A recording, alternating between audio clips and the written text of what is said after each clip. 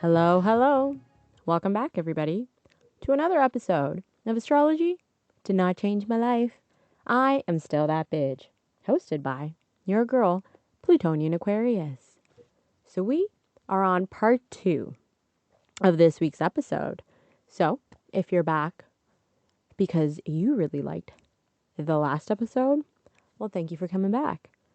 I'm trying a new format this time where I'm breaking my episodes down into 2 parts because I have a tendency to just keep talking and I love talking. And really, I could just keep talking for hours. But believe it or not, I have a time limit, and that itself is an hour and 11 minutes. So I wanted to break down the sister signs that I've been talking about thus far and actually kind of break it down into 2 parts. So I talk about the first sign first, and then I talk about the second sign in the later part. And so now I have more content coming out each week, really. I still record all in one go. I just essentially end up breaking it down into 2 parts. Is that a little bit more work on me? I don't know. We'll see. We'll see if I like it or if I just want to do that one-shot wonder that I've just been doing every week. But before I even go in to the actual content for this episode, again, I wanted to take a moment to talk about all of my astrology services that I offer on plutonianaquarius.ca. I offer 8 readings, and they range in price all the way from $25 to $400. My cheapest offering is just a breakdown of your chart. I just go through all of the placements that you have in your chart and where they're located within the 12 house system. I don't go into detail. I don't do analysis. I just tell you what your placements are, and that's it. Next, I have for $50, you can ask me any question about your chart, and I will just happily answer it. And then afterwards, I have for $100, your big 3 reading. I look at your sun, moon, and your rising sign, and how they all come in together to form the foundation of your personality. It's a very big intro to just, well, your reading itself. And then for $150, I offer 3 readings. The first one is your North Node reading, which is your life's purpose reading. I look at your North Node and your South Node placements, all within the 12 house system, and how you can move away from your past and move in to what you came here to do and what your purpose is in this lifetime, which is what your North Node really talks about. Then I also have a professional career reading where I look at your midheaven placement and also the opposite of the midheaven, which is the nadir or the 4th house, and how those two plan together to actually provide you appropriate and suitable career or professional pathways that you would excel in. Then I also have a love reading. I look at all of the aspects and placements that I think are appropriate when it comes to love and relationships, and what a healthy, successful, and satisfying relationship, romantic relationship, platonic relationship, any form of relationship looks like for you, and what needs to heal before you can have that kind of relationship that you truly desire. And then for $200, I have the synastry readings, which is actually just a compatibility reading between you and your person of interest. Person of interest can be a friend, a family member, or a romantic interest. You just have to have known them for at least a year and have interacted with them. I look at all of the necessary personal placements between the both of you and also house placements as well. And then my final offering, which is the most expensive, is $400. I do your full birth chart reading. I look at all of your personal planets, aspects to them, your outer planets, and their placement and location within your 12 house system. I'll also look at the house system. I'll look at your midheaven, your rising sign, your 4th house, whatever is relevant for your chart. And I also look at your North Node placement. And so that's why it is my most expensive reading. I offer just a couple of readings every month. So if one reading is sold out this month and you wanted to purchase it, try again next month and it'll probably be available. I do it as a monthly basis. And if you also need more information, I suggest going over to my Instagram account, which is Plutonian Aquarius, just my name. And I made a new post going through a quick breakdown of all of the readings that I offer and the price range as well. And then I also have something else if you don't want a reading, but you still want the content and information that I provide. I have a new series called the ICU series. I look at different placements that everybody has, and I provide advice depending on whatever placement I choose for that month, really, or the next couple months. Right now, I have the moon sign. The moon sign that tells you what self-help looks like for you. And so depending on whatever your moon sign is, you can purchase a little pre-recording about what self-care looks like for you based on your moon sign. If you have, say, an Aries moon, you can just purchase a 20-minute reading. It's pre-recorded about what an appropriate self-care routine would look like for you. And that itself is just $25. So that is more affordable than, say, getting a reading if you're hesitant. And before you purchase any reading, please read my disclaimer page. I really, really would appreciate it. But yeah, that is all I have for my little promo content. Now we're going to move over to the actual episode and what you guys all came for. So, last time I talked about Leo and how Leo is more so focused on getting to the core of who they are and their true self. And Leo does that because they want to get to the crux of who they are so that they can live their truth. So Leo and Aquarius as a team are simply just trying to live their truth. But the only way you can truly get into that realm of living in your truth is by actually sitting down honestly with yourself and trying to figure out who it is you are and what it is that you desire and you want. Free of any social conditioning or wounds that you're maybe operating on and are actually forcing you to maybe act a certain way or makes you think that this is what you want, this is what you desire, this is what you want out of life. Now, Leo, being a fire sign, operates through passion and impulse. And as a lion, they have these primal instincts, these animal desires that they are trying to tame. But Aquarius is also trying to live their truth the same way that Leo is. But it's a lot more different for Aquarius. And that's what we're here to talk about this week. Or, my bad, today's episode. But essentially, Aquarius is the opposite of Leo. And whatever opposite sign that you have will always be, because Aquarius is also a masculine sign like Leo, all of the opposite signs from the fire signs are always air signs. And vice versa. Now, for feminine signs, the opposite of water is always earth and vice versa. And so that's why it's no surprise that Leo's opposite, counterpart really, in a way, is Aquarius. Aquarius is a fire, oh my gosh, not a fire sign. Aquarius is a fixed, that's why I jumbled up my words. Aquarius is a fixed air sign.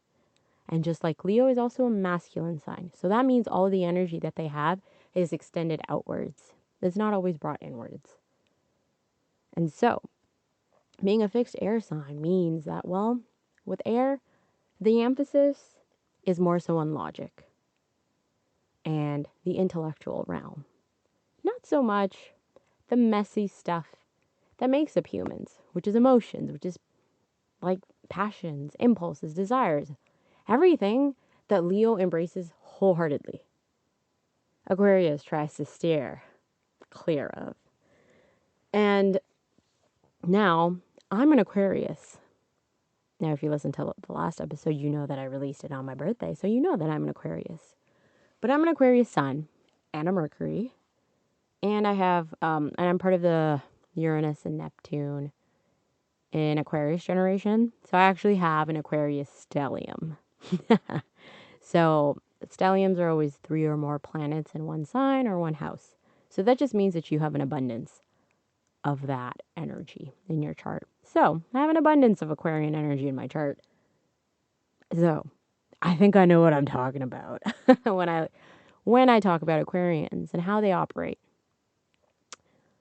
And again, just like Leo, Aquarians are probably one of the most misunderstood signs ever. And it's also really funny because Aquarians have always been known to be emotionless. And that's because they're just focused on the cold, rational world of the intellect and the mind. And I never really identified with that label growing up because there's so many other aspects within my chart. I have a Piscean Mars. I have a Scorpio rising. And my chart ruler is in my first house as well. And so I operate on passion, on instinct, on desire, on emotions. I've always been an emotional and instinctual person. I just wasn't always aware of it sometimes. But I never really like to call myself this cold, emotionless individual when I was just like steaming and overflowing with emotions for most of my life, and I still am. And just because Aquarius is an air sign and seems to understand the mind a lot more doesn't mean that they don't have emotions. It's just that their instinct is to operate more so from the mind. And because we have this tendency to, well, really always constantly be thinking and using our logic over our desires, sometimes, unlike Leo, we don't always listen to what it is that we want. But we like to listen to our mind. And the thing with a lot of Aquarians is that they're always labeled as very idealistic. We have these idealistic visions that are present in our head. And the reason why we don't always like to engage with our emotions is because our mind is a lot more beautiful than the world around us. So why wouldn't we want to just stay in our heads? When it comes to human desire, human emotion, instinct, impulses, whatever you want to call it, all of the things that make us human, those messy parts, those things aren't always nice. And Aquarians don't always want to deal with that because it takes away from that idealistic vision that they have inside of their minds. And so that's the reason why Aquarians, the symbol that represents Aquarius, is the water bearer. And I know poor old Aquarius is always labeled as a water sign because it's a water bearer, right? There's so many water connotations or images or symbols that are associated with Aquarius. And the thing is, it's always a human holding up water and then pouring it behind their back and just letting the water flow. And this symbol is very important to try and break down to actually really understand why Aquarius kind of stays away from that messy side of the human world, but likes to indulge in this vision that they have, and why it's so important for them to, well, get to that living in your truth journey that both Leo and Aquarius are doing all the time. I'll get to it, I promise. Definitely sound like I'm crazy right now. But what water is always associated with in terms of like old school symbols and imagery, and there's always like old school imagery that's associated with astrology. It's probably one of the best ways to understand astrology. Like I mentioned before in many of my other episodes, Astrology of Fate is a very good book to reference in Jessica Davidson's website posts. But essentially, water is always about nourishing. It's always about enlightening. We need water for everything else around us, the earth, to grow and to feel nourished and to make the land fertile. You can't grow crops without water. It just doesn't work like that. Civilization ceases to exist without water because you don't have any crops to grow. And humans, we all need water. And so that's the whole imagery associated with water. And like Aquarius being a water bearer that's pouring out water to the masses, Aquarius wants to heal the world. They want to help. And Aquarius, coincidentally, comes after the sign of Capricorn, which I talked about last week. Capricorn reminds us that as adults, we have to grow up and become a member of society so that we can be a part of society that goes out and actually, where you actually go out and actually contribute. Because each and every single one of us has a role in society and we're all interconnected.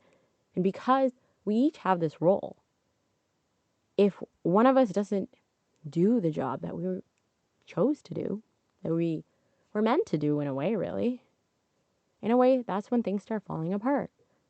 We're all puzzle pieces that come in together to form this bigger picture that is society. And that's why it's your job or your professional pathway, your career, that really talks about what it is that you bring to the world. Capricorn is probably one of the first signs that starts thinking about giving back to society. And then Aquarius takes on that idea because at the end of the day, it's all a wheel and we all go through each sign so that they can teach us a lesson. And we take the lessons from the previous sign and we add on to it. And it all starts all the way from Aries and it goes all the way through Pisces. That's the way it works. So when we take that idea of Capricorn, where we have to give back to society, Aquarius takes that, builds upon it, and says, how can I make the world a better place based on what it is that I can contribute to the world? And so that's what Aquarius really honestly comes here to do. And in a way, there's like this purity. And I'm not just saying that about me. There's this general purity to a lot of Aquarians where they just genuinely want to make the world a better place. They have all these ideas, these visions, these ideals that make sense in their head about how society can function, can become better, can improve. And we need that. We need that kind of innovation. And that's why Aquarius is associated with the sign of innovation. Because if we don't follow through with new ideas and better ourselves, then like society kind of just becomes stagnant. And then it becomes at risk of its decline. Right? These are like bigger sociological ideas. But really, Aquarius is here to try and make the world a better place. And as a water bearer, they're here to essentially enlighten the masses to make the world a better place. Because in a way, sometimes it just has to start from one person. Aquarius is ruled by the sign of Uranus. It was traditionally also ruled by Saturn. And it always seemed like Saturn was such a weird ruler for Aquarius, who is just such a sign that's focused on liberation, revolution, and letting go of constraints.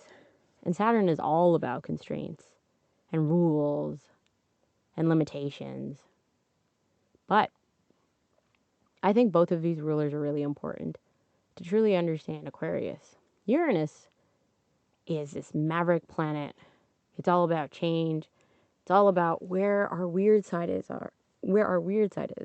where we're unconventional, where we get these little sparks of inspiration that kind of change our life forever.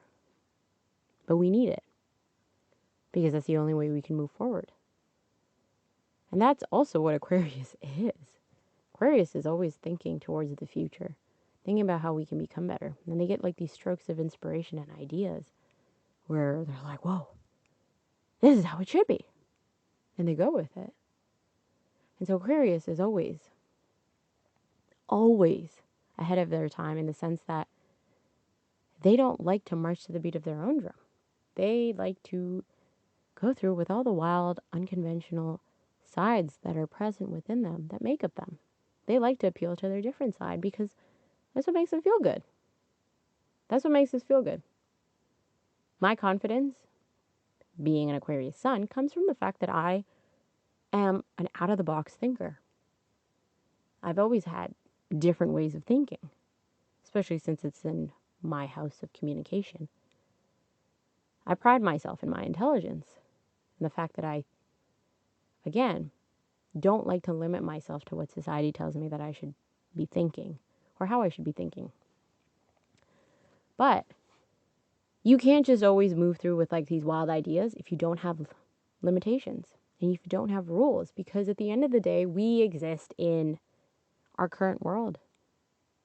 And while something may seem nice and great in our heads, at the end of the day, the only way that we can move forward towards that vision, that ideal that we have, is if we try and change the things in our present moment.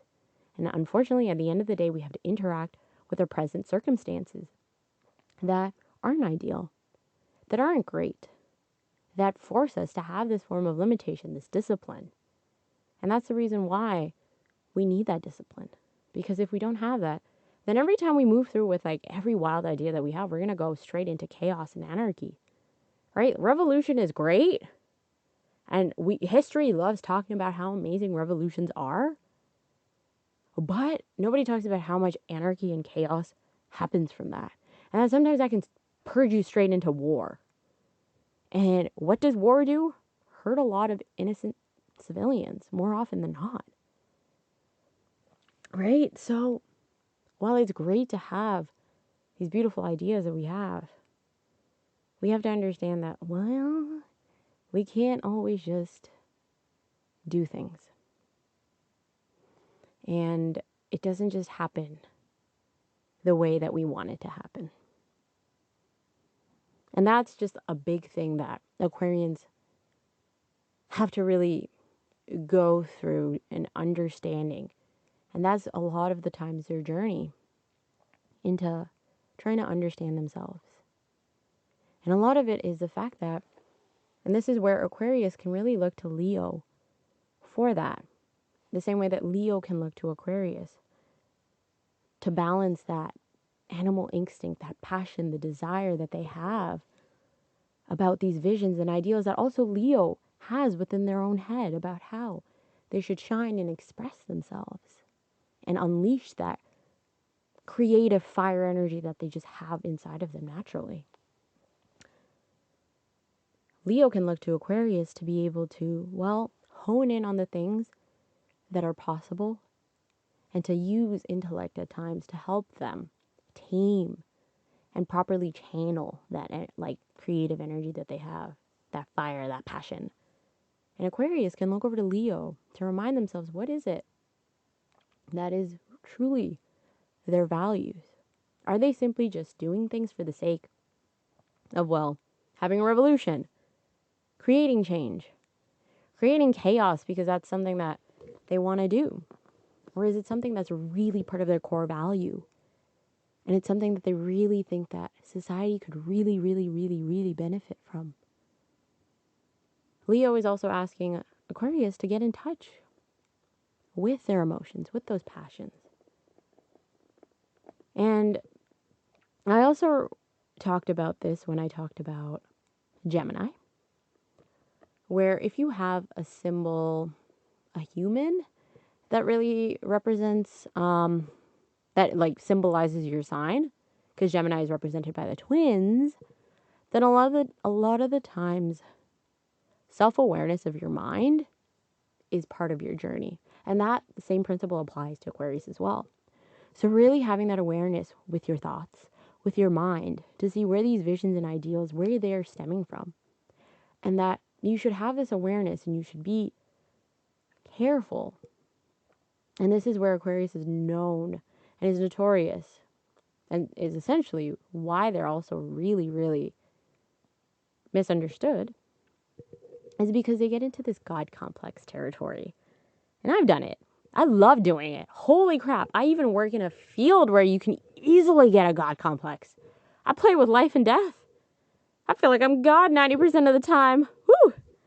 But that's all the more reason to build that awareness that because Aquarians love to stay away from the messy things that make up human nature that you can't necessarily control because our emotions are kind of what makes us unpredictable.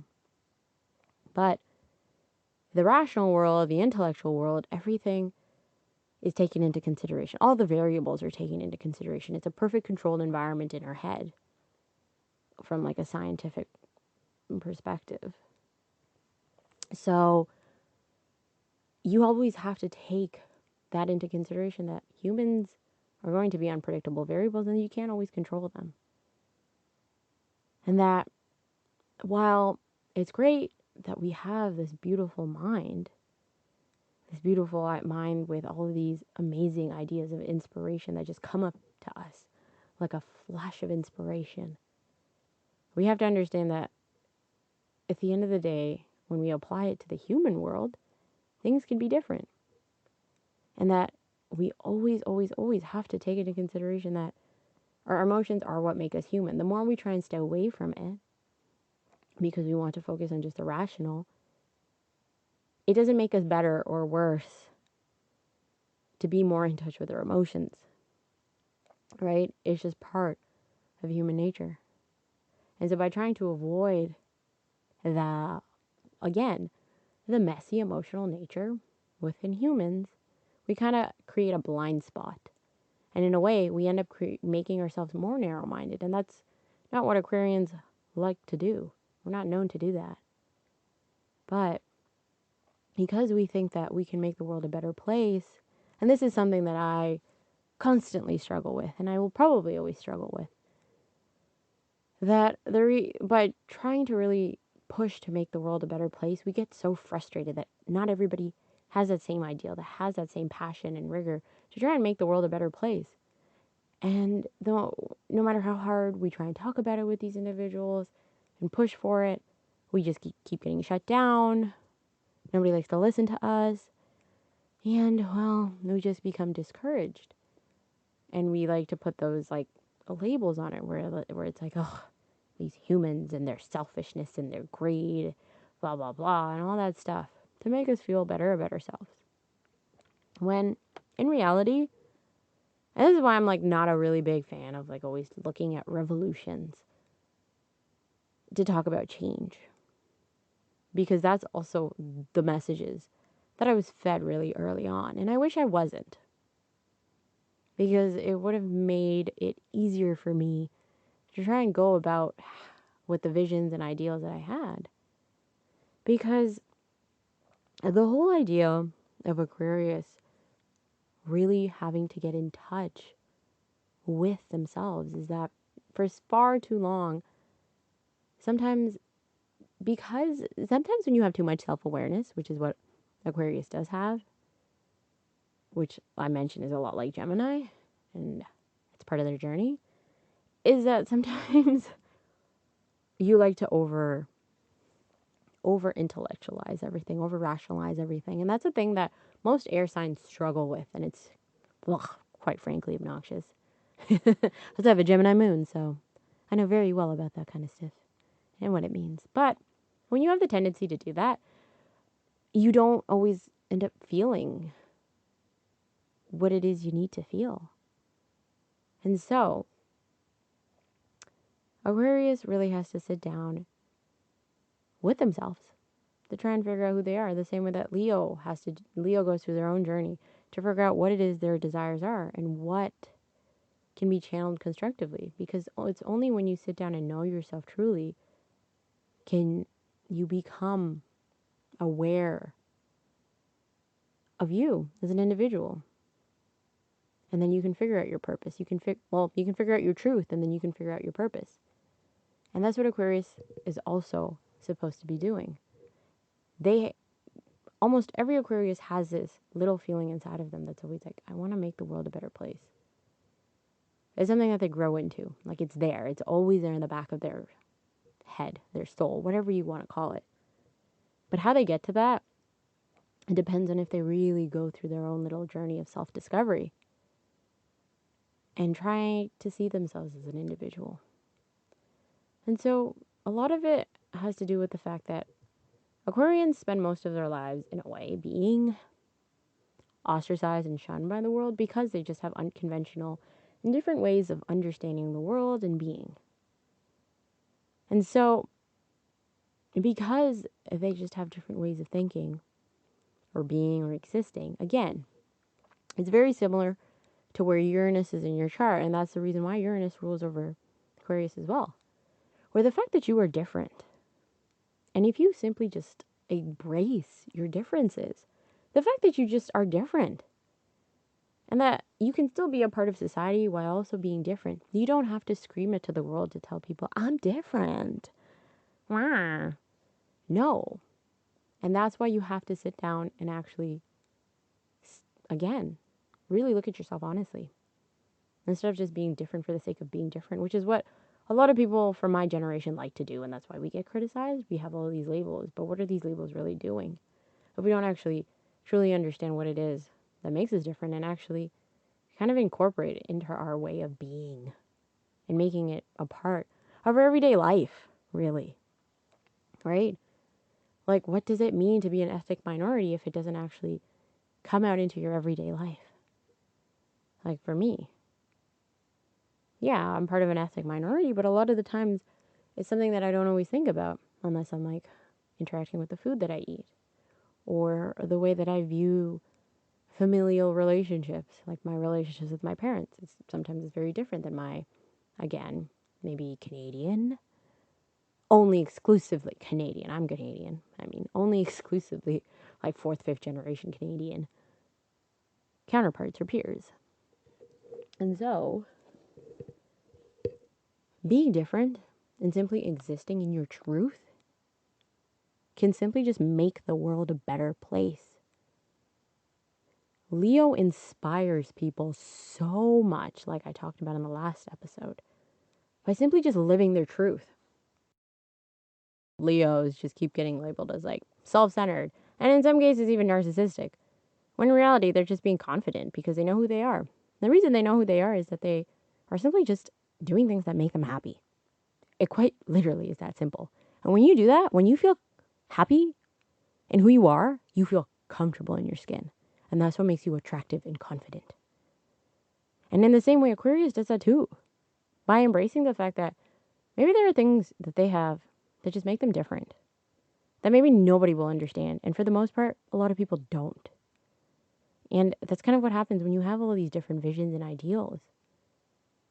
And it sucks that maybe the world doesn't understand or appreciate that. But that shouldn't stop you from believing in that vision and ideal and trying to work towards it. And really, Aquarius can do the same thing that Leo does by simply existing in the fact that they just have different ways of functioning and being. They can inspire other people to be loud and proud about their differences and their unconventional sides and their little quirks and weird little traits that they have that society told them that they should forego. And that's the whole idea of making the world a better place and change and revolution or whatever you want to call it. It doesn't happen with the classic depictions that they have in our history textbooks that we've all learned. It's not riot, it's not chaos. It just simply starts from one person kind of just believing and living in their truth and everybody else being inspired by that and feeling comfortable enough to do the same thing. And then they do that for another person and it just keeps going forward and forward like a butterfly effect, really. It's a ripple effect. And that's essentially how change happens. And that's how you make that world live up to that vision and ideal that you have. And so you simply just quite literally walk the talk. Talk the talk, I think. I think that's the saying. Why did I forget that? So this is a saying that I loved saying as a child. I completely butchered that. But essentially, rather than simply just preaching about it, live it. be the change that you want to see. That's it. I hated that saying as a child because I'm like, no, I need to shove it into people's faces and so. But really, it's not that complicated. For me, being a healthcare worker, our healthcare system here in North America is and not even just North America. It's pretty universal at this point with the way the pandemic happened.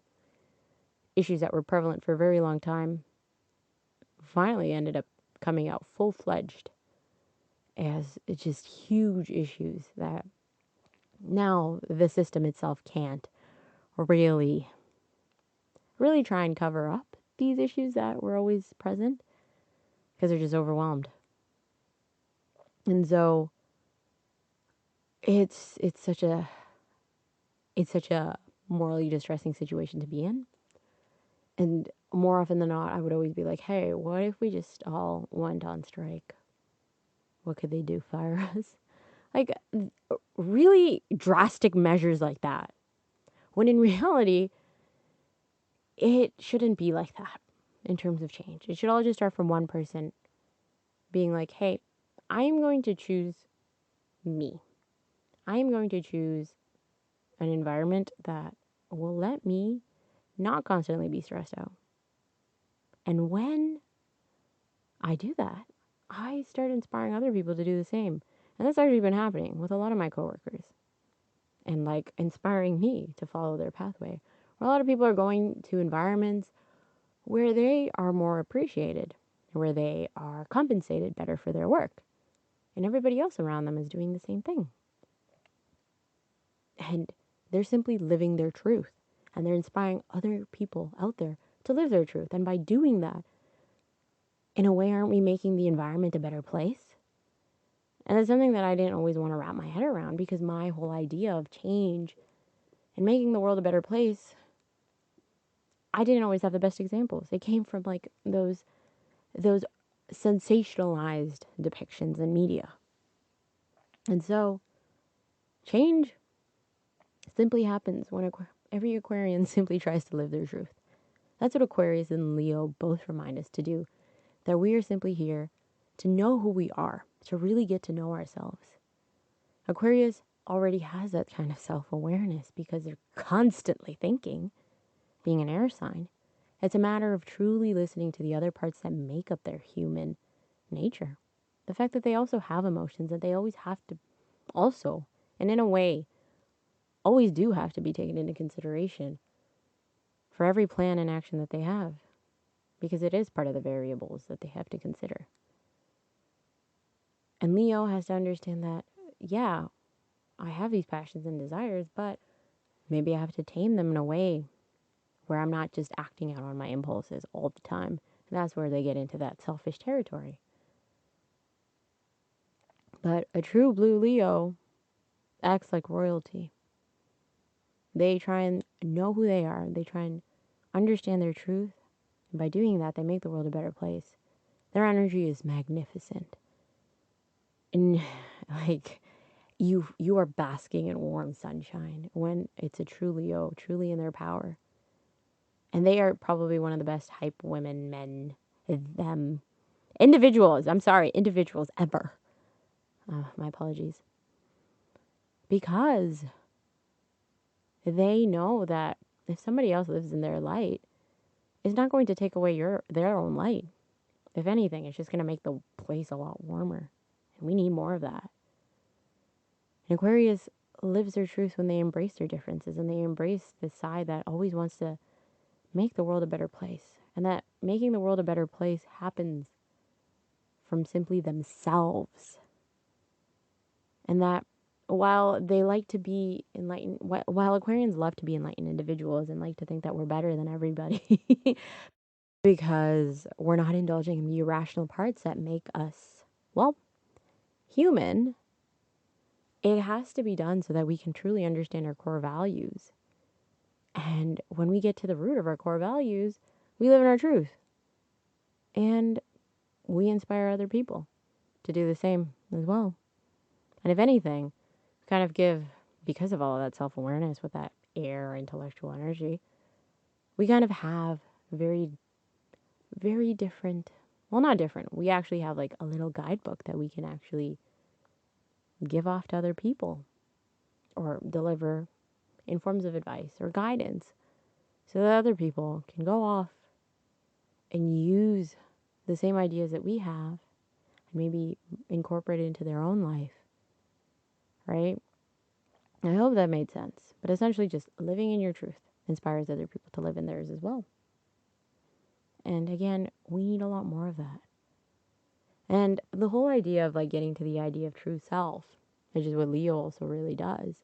And this is where Leo is probably the first sign in the zodiac where we start to get into that spiritual idea, where we are part of something that is bigger and greater than us.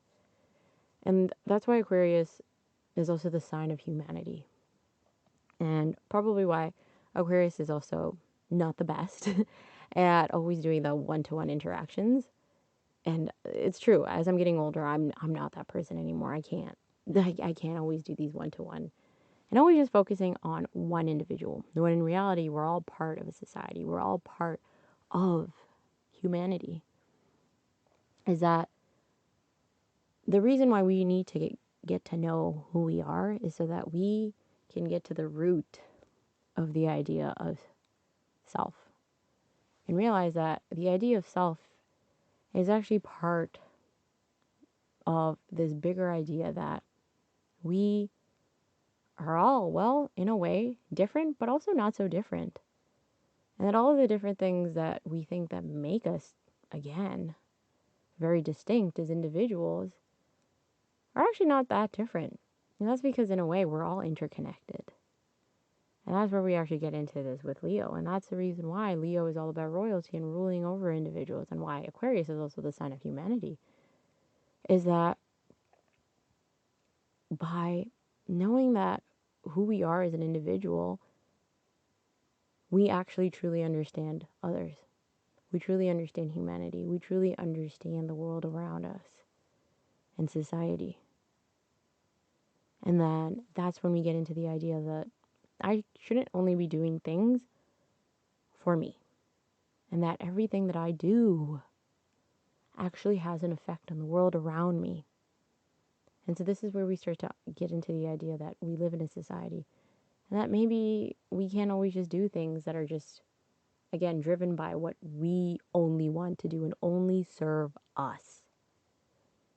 Right? Living in your truth doesn't necessarily always just mean bulldozing over people. No, you're just existing how you want to without bothering anybody.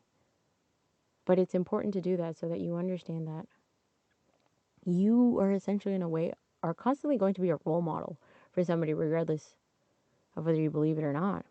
And again, every action that you take has an effect on the world around you. Where every time Leo lives in their truth, they inspire others to do the same. And every time Aquarius lives their truth, they remind people that they should also embrace their differences, and that's how you start changing the world. Right?